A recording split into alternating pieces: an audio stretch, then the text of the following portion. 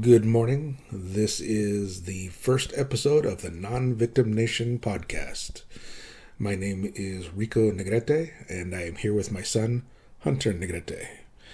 And it is our mission to help change the mindset of America because this country is definitely going in the wrong direction. At least that's what I think. So, the whole principle of this podcast is to discuss just that, the idea that our nation has become one where we celebrate victimhood. And honestly, that's never a good thing.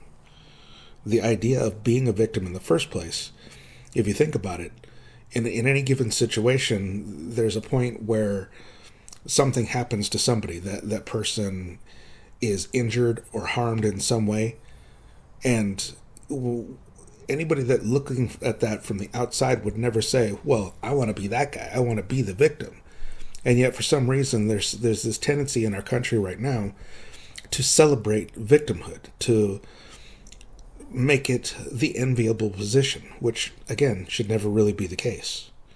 So if you look at the actual definition for victim, the definition reads, one that is acted on and usually adversely affected by a force or agent, such as one that is injured, destroyed, or sacrificed under any of various conditions, one that is subjected to oppression, hardship, or mistreatment, one that is tricked or duped.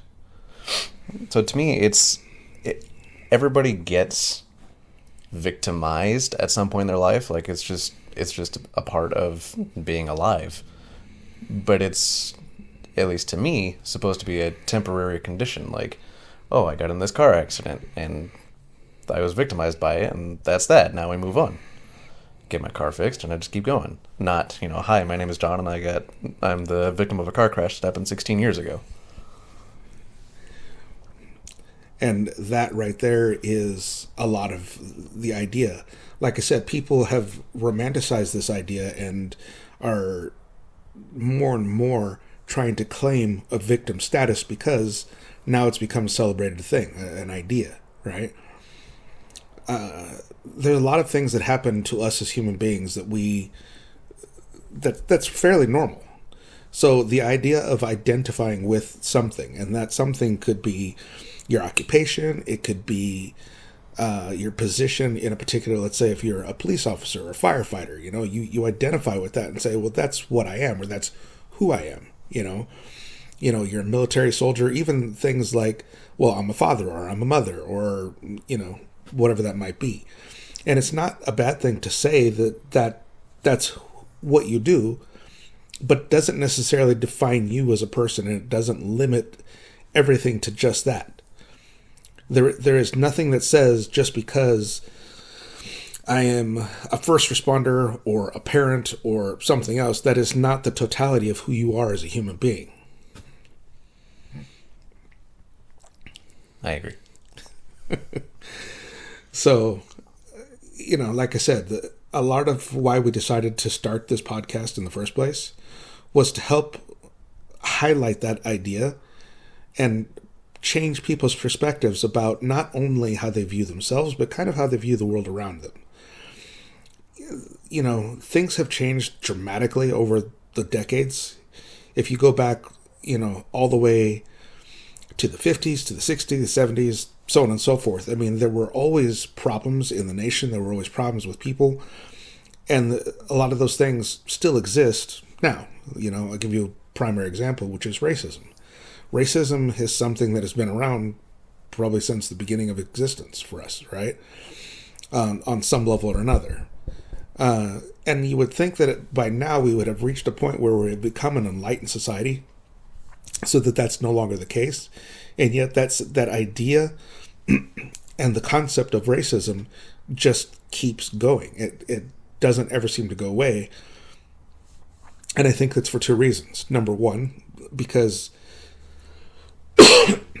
people can't seem to just get past that idea on their own, but also because you have entities like political organizations or different communities that want to reinforce this idea. Groups and movements and this and that.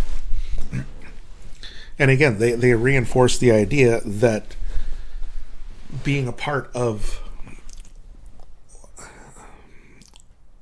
a racial identity somehow is a good thing. To let that be all you are and drive all of your decisions and actions. Or to completely shape your viewpoint of the world and subsequently everything that happens to you.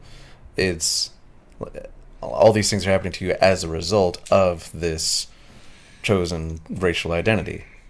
Like, oh, this is happening to me, or you know, I'm in this situation, or these are my conditions because I am this. When that's absolutely not the case. So, going back to what I was saying earlier, I don't think that the idea of identifying with certain ideas or whatever that might be is a bad thing. And in some ways, it's just part of human nature. We tend to do that. Tribalism. Right. Yeah. However, I don't think that it should be the only way that we define ourselves. So it's sort of like people who are extremely wealthy and they have lots of possessions. They tend to use those possessions to help define themselves. I'm sure that everybody has heard of, Keeping Up with the Joneses idea, and using their vehicles, their homes, and things like that as a sort of status. And again, they use that to self-identify or as a way to estimate their value, when that really isn't the point. We are not our possessions. Those aren't the things that make us who we are. The things that make us who we are is the daily decisions that you make.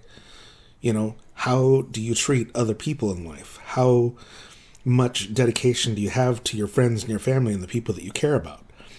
How willing are you to step up and do the right thing, even if nobody else is paying attention? There are a lot of things, just honesty and integrity that get so overlooked that they become, in a way, sort of devalued, because most people today only really care about those things when they're in front of an audience, when they have a large group of people that are paying attention to them. And then we end up with whole organizations and political movements that are geared around the idea of, what's the term?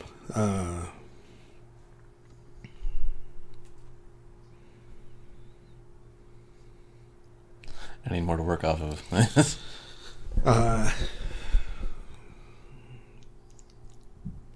Virtue signaling.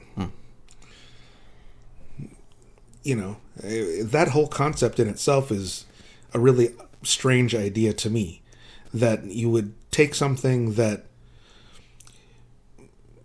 you think other people are going to appreciate or applaud you for, and so you stand up and you say as loudly as I can, hey, look at me, I'm doing this, and that makes me a good person.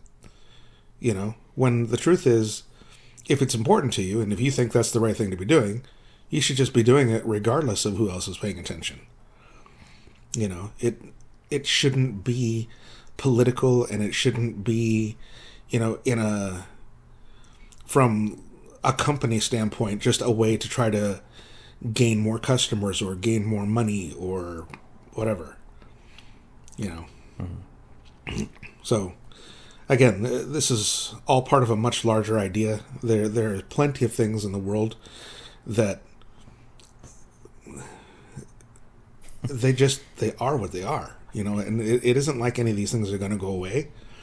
But I think that in a lot of ways, we need to really pay attention to how we think about these things and how we choose to go forward.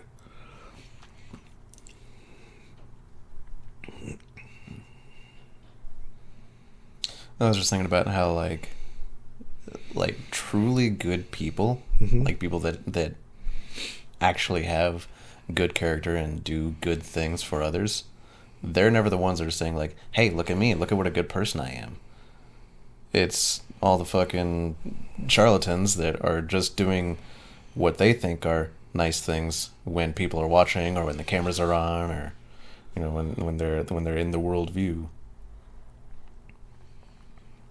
And you were saying you're talking about using, I guess, like money as a sort of measurement of status. Mm-hmm. I think people use their own, I guess, self-prescribed victimhood as status too. Like, I'm part of this group and this minority and this and that and the other thing, and therefore I have, in a sense, more status than you do. I am more oppressed than you are, therefore what I say is more meaningful than what you say. Or you can't tell me, like, what to say or what not to say because you're the one who's oppressing me. Yes, and that has definitely become more and more prevalent over the last, at least in my estimation of things, the last couple of decades. I have never, ever been a fan of political correctness. I just think that it's ridiculous. To say that a word is now socially unacceptable and it's politically incorrect to say that word, so everybody has to stop and change their vernacular. They have to change their behaviors. They have to change their viewpoints, all because it's what's now deemed suitable, I think, is a ridiculous concept, with some exceptions. And it hurts my feelings, and your words are violence. Yeah, that's a whole other conversation. I'm in danger because of what you're saying. Yeah, but you did make a very good point that people are using the fact that they have become a victim of some incident or situation as their status, which in a way is almost like a social currency. And that should never be the case. Kind of like what you said earlier, somebody who's in a car accident, yes, technically you're the victim because something happened that was harmful to you. Somebody drove into you. Right. And it's not something you went out of your way to invite into your life. You didn't anticipate it probably when you got in the car in the first place, but it happened. And it happens on a daily basis to lots and lots of people. And it isn't to minimize any harm or, injury that happened to you as a person, but it doesn't mean that now somehow you are magically more special than anybody that hasn't been in an accident or hasn't been in an accident that was at the same level of the one that you were in. Yeah, like it doesn't become your entire identity. Like, I was going to the store and somebody rear-ended me and now I'm a car accident victim. Yeah, I can just picture people like putting this on their social media and almost like a resume. It's like, yes, such and such, my name is such and such, and this is what I do, and I'm the victim of a car accident on blah, blah, blah date. Yeah. So, I know it sounds silly when we're sitting here talking about it, but at the same time, if you look around, this is what's happening everywhere, and there are different factions at work that sort of reinforce these ideas, but I think the ones that are the most culpable are, and in this order, the mainstream media and politicians, because they're driving these things as a personal agenda because it helps them. It benefits them in a number of ways. And they're saying the things that they're doing, and they're trying to push these agendas and reinforce these ideologies, not necessarily because it's what they believe, but because, again, it's what benefits them. Yeah, as long as it appeases their base and keeps making them more money, then that's what matters.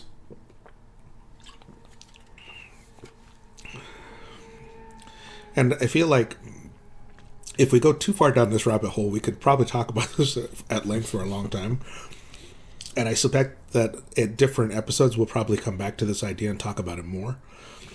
So I don't want to get too far into it, but at least I wanted to make the point that this is kind of one of the overarching ideas of why we're starting the podcast. The other part of the podcast, or at least the other idea of like what we're trying to accomplish, is again to try to help change people's mindsets to the idea that there are lots of really negative things in the world, but there are a lot of positive things also. And it's really important that we focus on the things that we have control over and try to make the world a better place for ourselves, for our families, for the people that we care about, but also that we become better prepared and better, not inoculated. What's the word I'm looking for? I'm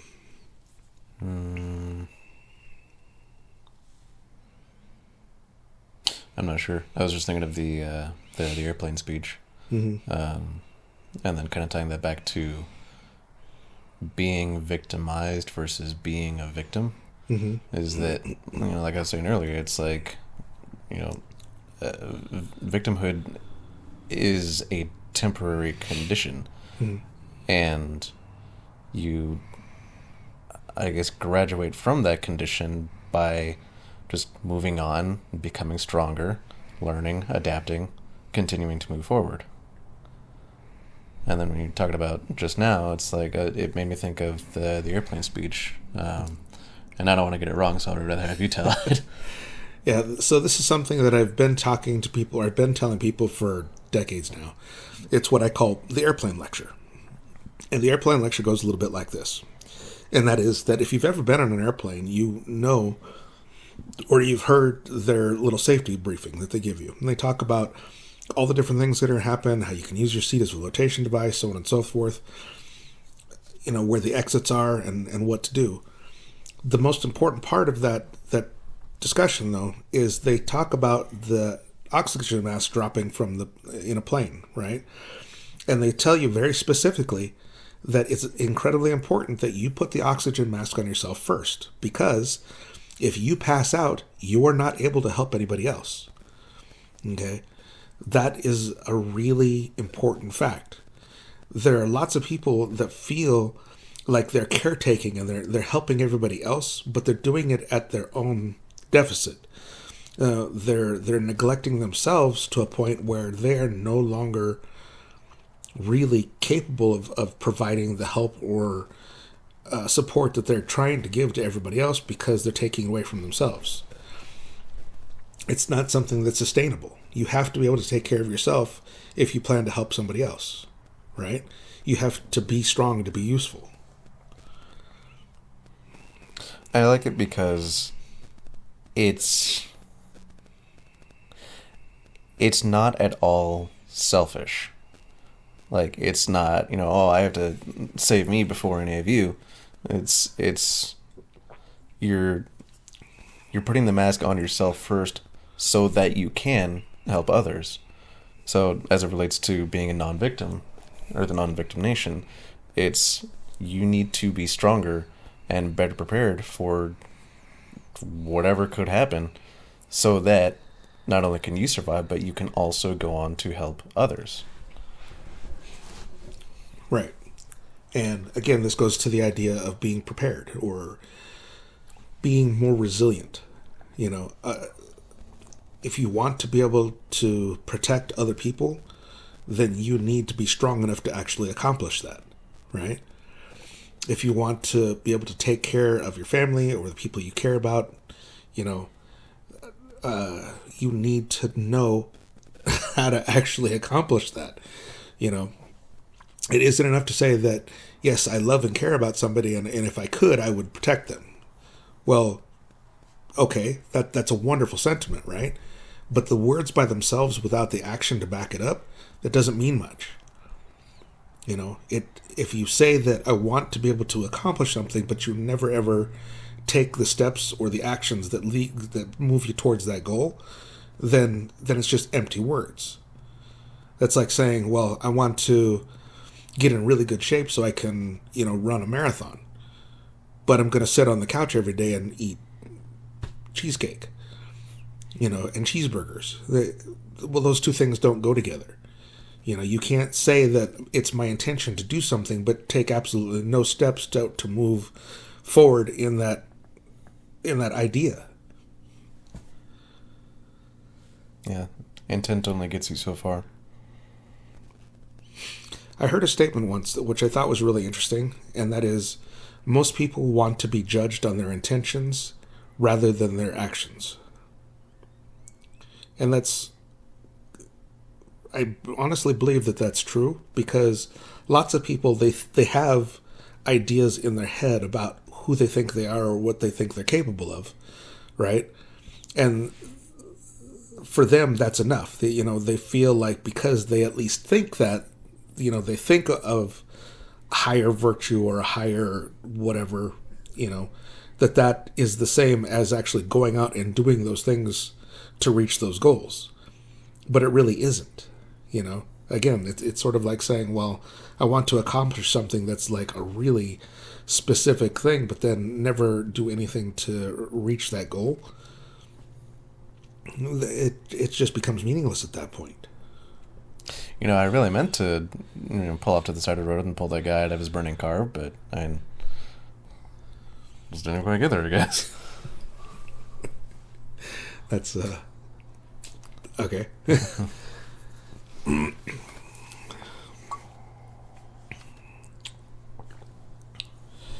So, where are we at? Really?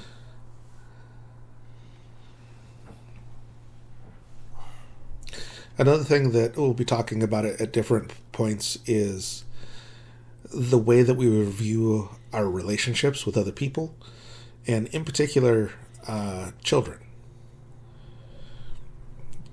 Parenting is a really, really big deal to me. It has been my entire life.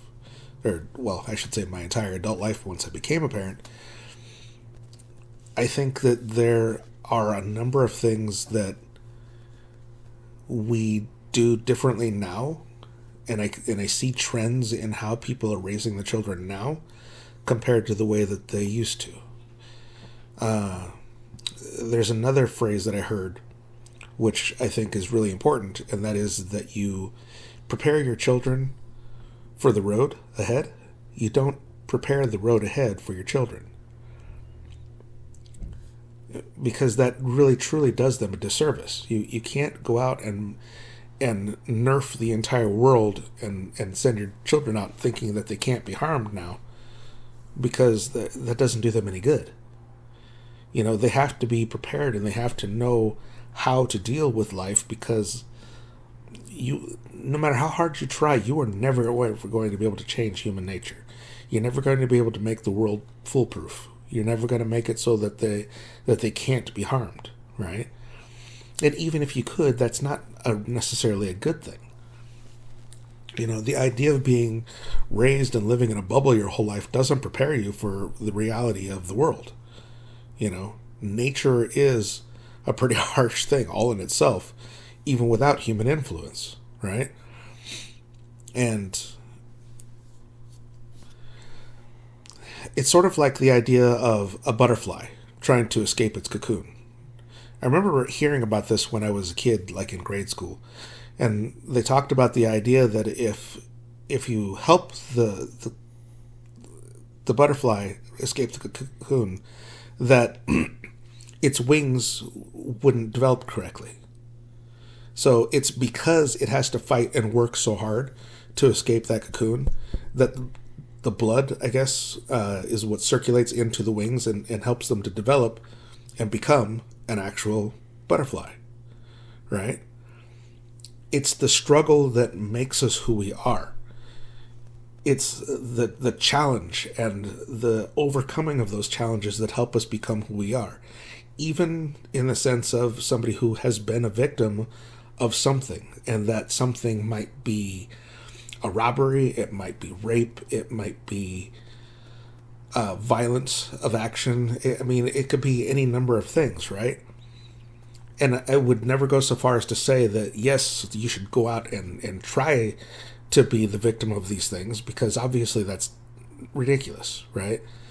But just as much as you shouldn't try to cling to the idea that you had been a victim at some point, you should also take the fact that you were a victim and that you did survive to become a better person, to become a stronger person. Even to the extent of understanding, well, let's say the guy that got into the car accident, right?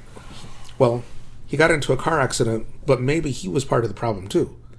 Maybe he was doing something that he shouldn't have been. Maybe he was taking unnecessary risks, going too far, too fast, trying to cut, through an intersection at the last possible second, before the lights could change. And it doesn't change the fact that, if he wasn't, it doesn't mean that that person deserved to be hit by somebody else or be in an accident, right? But it does mean that there's at least some caution that maybe might have benefited that person, right? So in any situation, whether it's good or bad, there are always lessons that you can be learned. There are always things that you can take away from that and say, well, I maybe should have done this a little differently, or I could have done this better. And it's that sort of thought process that people should be moving forward and trying to take something even from a really bad situation and try to find something useful from it to help either inoculate them against the fear of something happening in the future, take better precautions to make sure that they don't have those sorts of issues again ever, or just to maybe even, taking those lessons and being able to pass it on to somebody else to help them avoid those sort of situations. There's a lot that can be gained from it. Just because something negative happens doesn't mean it has to be. It doesn't have to be just that.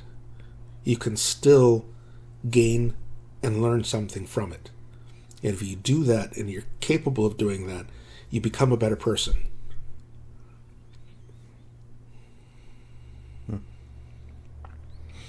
I was just thinking about the what you were saying about preparing the child for the road, not the road for the child. And it made me think about the idea that, and I might be getting this wrong, but strong people create good times create weak people create hard times create strong people, or something kind of to that effect. Mm-hmm. And I don't know why, but it made me think about, like, Gen X versus millennials versus Gen Z and all that, and how apparently Gen X actually did a pretty good job because they made good times, and then the good times created the fucking millennials and Gen Zs. So, right. But that, I hope, at least bodes well for the future of our country, because even though we're in kind of a shitty spot now with all these, identity politics and the political correctness and this and that and just all the goofy shit, it's like we are in such a good place as a country that we don't have any real enemy or threat externally to focus on and unify us. So we're just making shit up to combat amongst ourselves, and it's created these bad times. But kind of suffering through those bad times is what's going to create stronger people, I hope, and lead us to better times. So I'll give you a different example of that. And that is, if you look at World War II, mm-hmm. and the people that survived through that, World War II was horrific on so many levels. Just the sheer number of people that died in the war itself, not to mention the number of people that were killed in concentration camps and any other number of horrific events that happened, right? The people that did manage to survive through World War II were some of the strongest, most resilient people ever. There's a reason why they were called the Greatest Generation. Because they accomplished something, we won the war. We fought against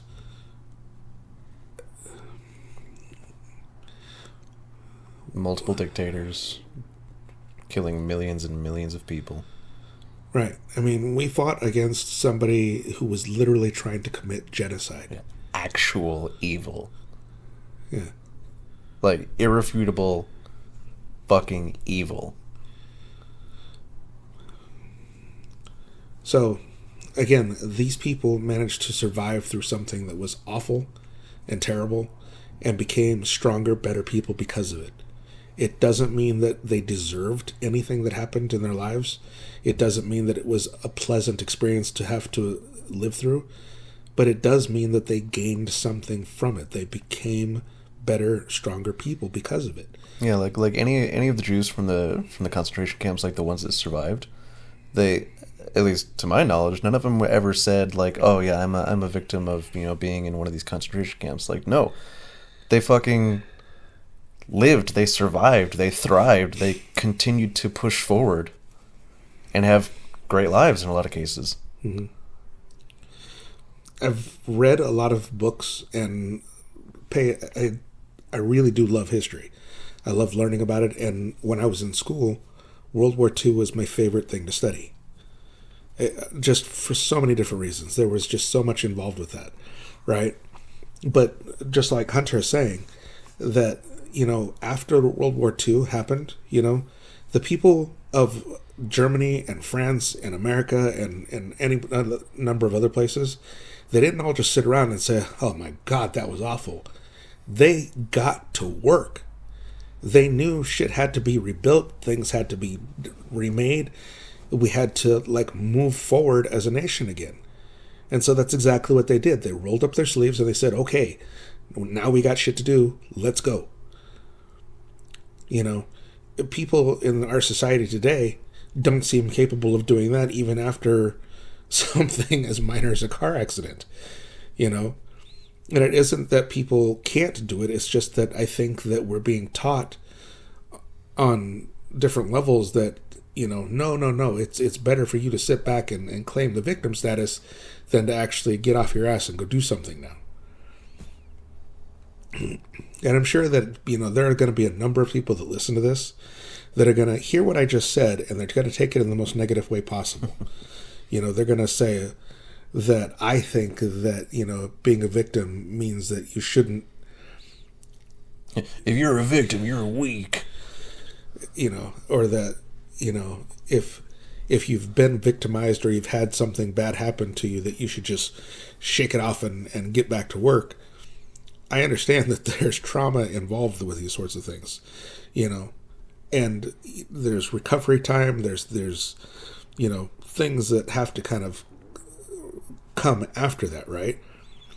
But what I'm saying is that shouldn't be all. That shouldn't be where the story ends, Yes, you need to recover. Yes, you need to heal. Yes, you need to, work through whatever the trauma was, emotional, physical, whatever that might be, right? But you do work through it. You don't stop there. You don't sit and stay idle in that space. You keep moving forward. You keep doing something to become better. Whatever that situation was, you learn from it and you move on. You keep going, right? Whether it's going to see a psychiatrist or going to physical therapy or learning martial arts for self-defense or firearms or anything like that, whatever situation that you were in that you are now working to move beyond, it is a process, but doing any of these things moves you forward. Yeah. And like I said, there are a lot of things in this world that are not necessarily new, but for some reason they seem to be less obvious than they should be. Like the idea of you need to be much more self-sufficient as a person. You need to be better prepared to take care of yourself. I think that things in this country have been too good for too long. And so it has created as a whole society of people who think that everything is just going to be okay all the time.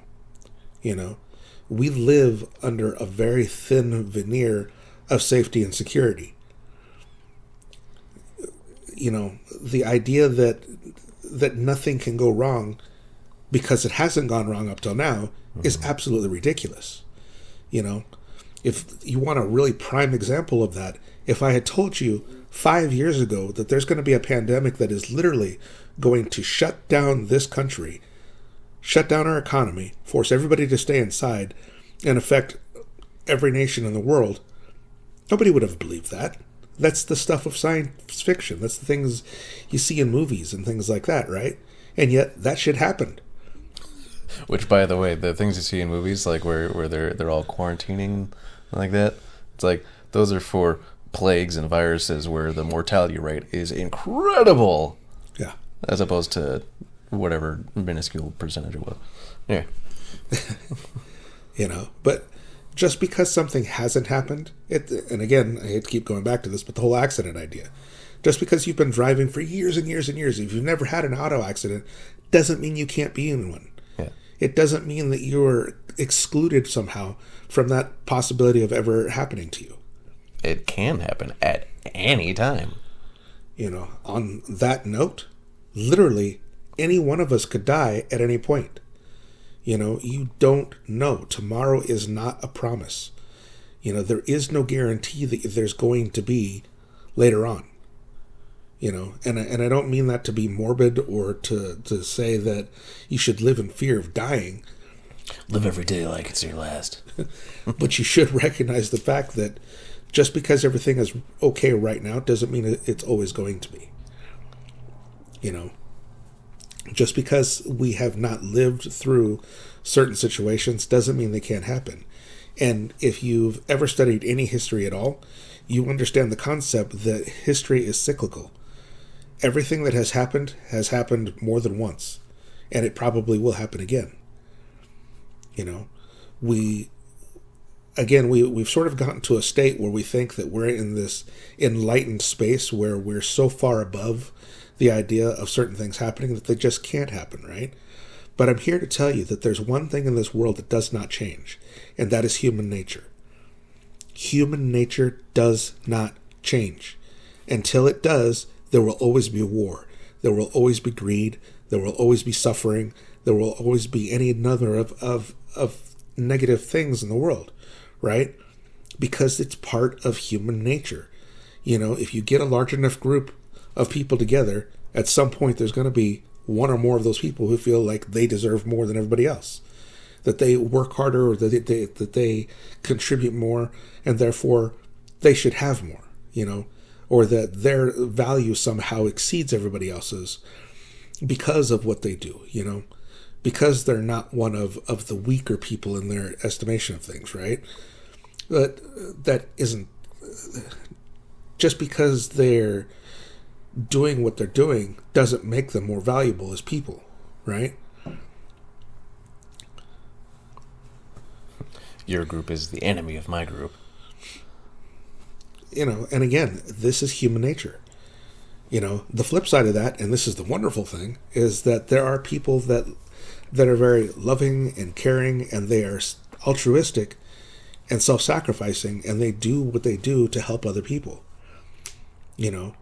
That's why we have our soldiers and our, first responders. These are people that go out of their way to help protect other people and to stand up against all of the negativity in the world, to help make sure that other people don't have to, that other people that are less capable don't have to, right?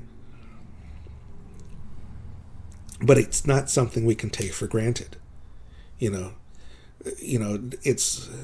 all know that if there's somebody breaking into your house, you can call the cops, right? That's what the police are there for. The police are there to help, keep us safe.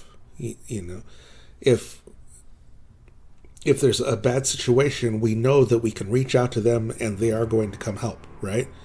But the fact is, they're not always going to help necessarily when you need them to. If somebody's breaking into my house right now trying to kick in my door and I call the cops, yes, the cops are going to come, but they're not going to be here right now, right this instant. Yeah, it's going to take the cops about 10 minutes more to drive here than it is for this guy to shoot me.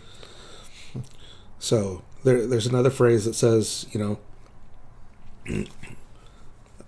when...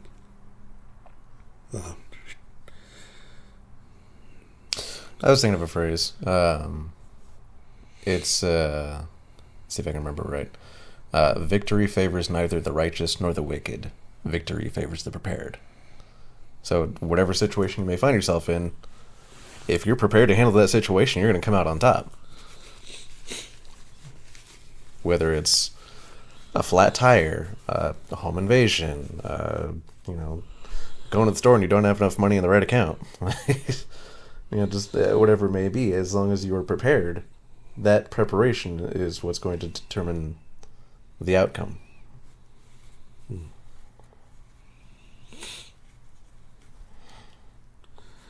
So, Again, if somebody's trying to break in, I can call the cops and I can do, I can hope that they get here as soon as possible. But as soon as possible isn't right now. Right now, I am it. I am my own first responder. I am the one that's in charge of my own personal protective detail. And until the cops get here, it's all about what you can do to better your situation.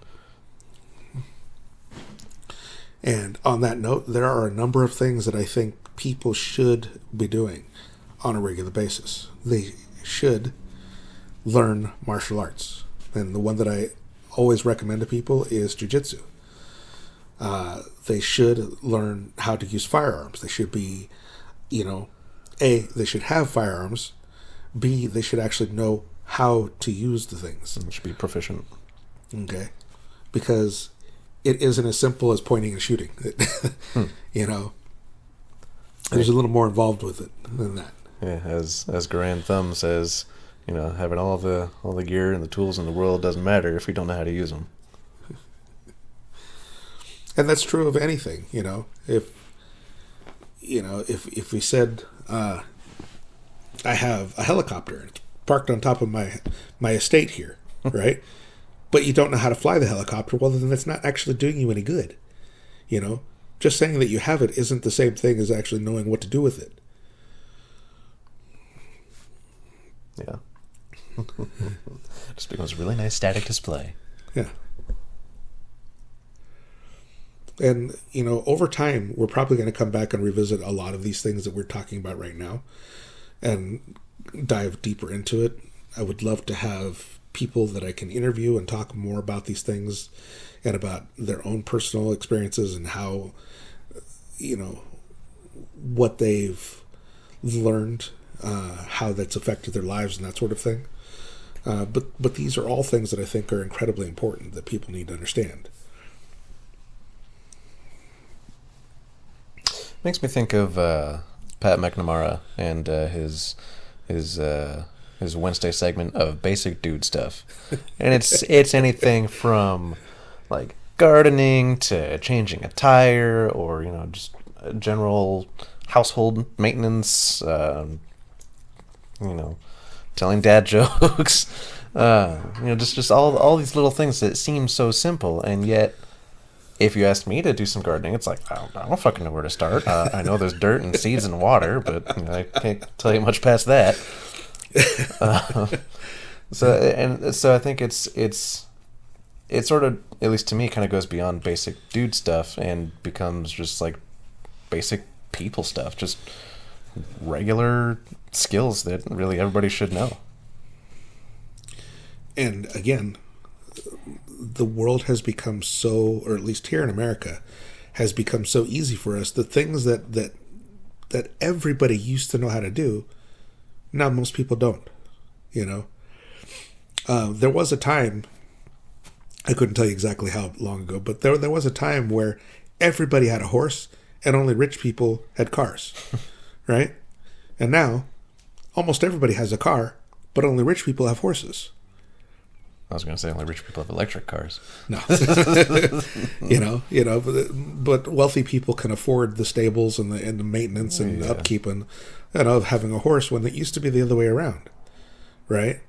How many people today even know how to ride a horse? I don't. Okay.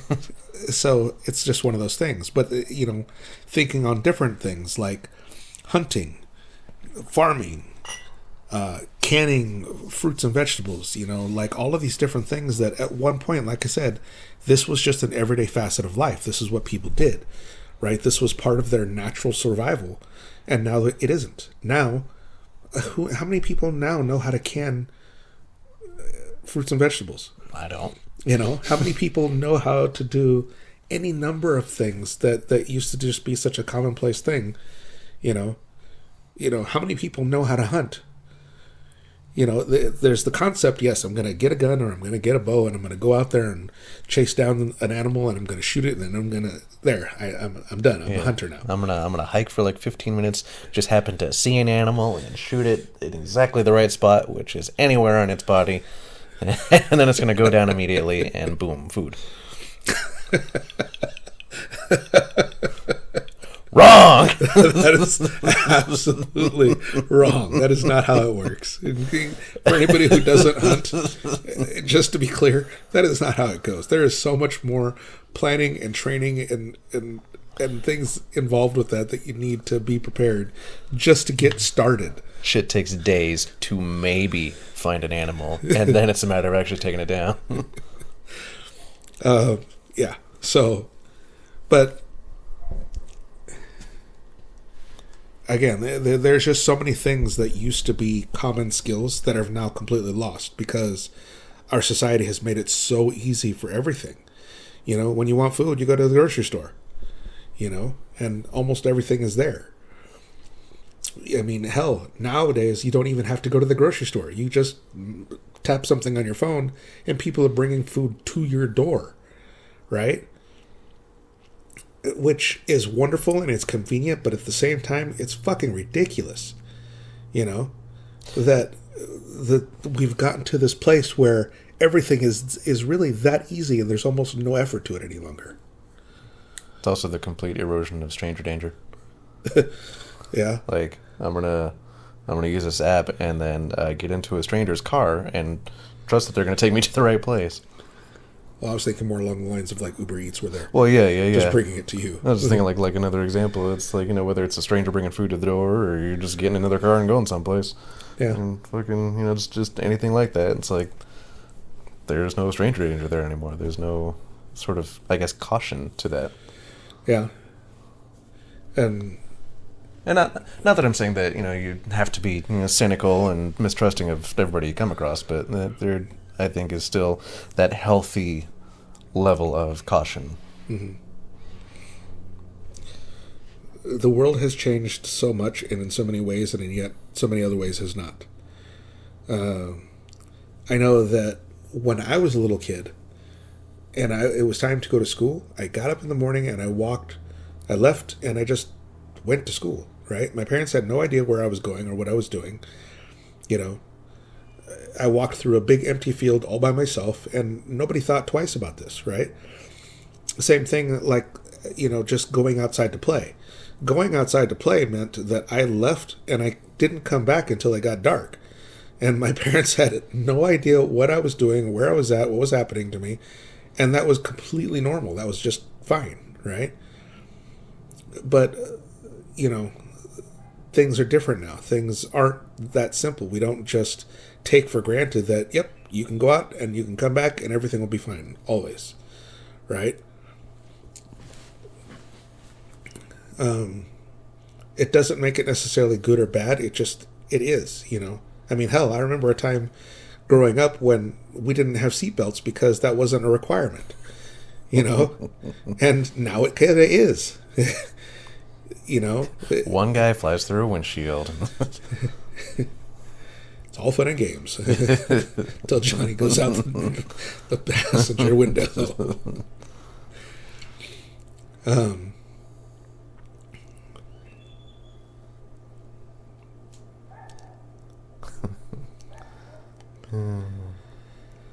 Yeah, it's definitely a different world. Just things have changed over time. It's got to be a weirder place.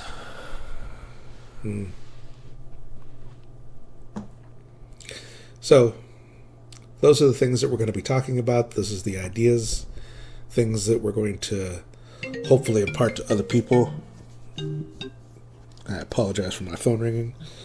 Spam risk.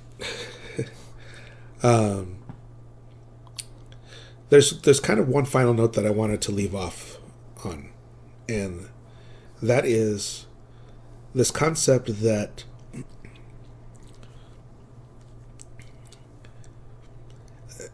I've heard it said that every person is the hero of their own story, right? Mm-hmm.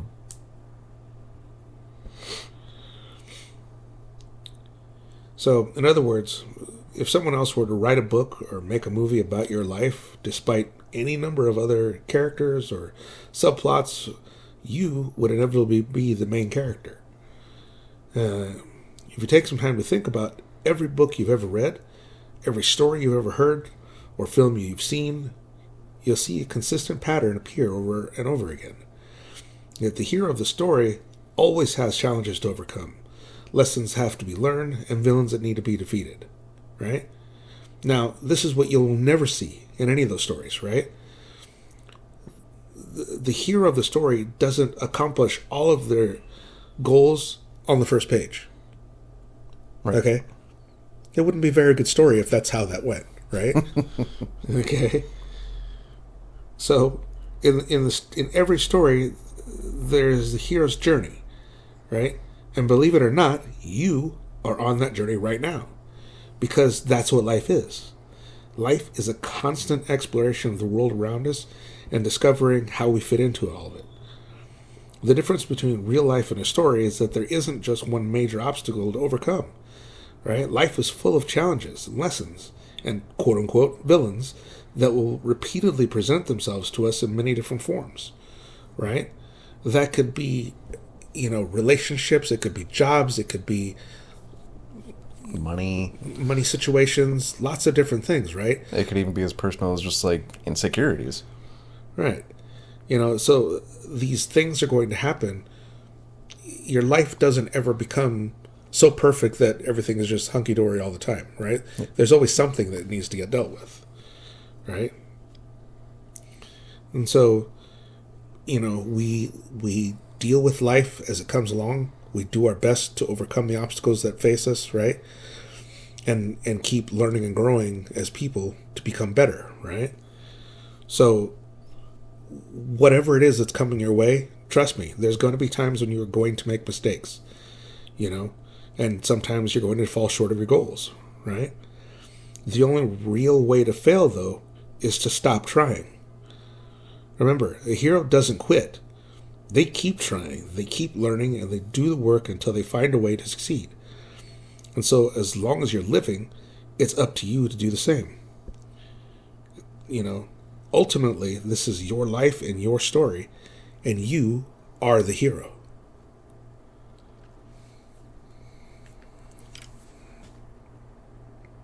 I agree.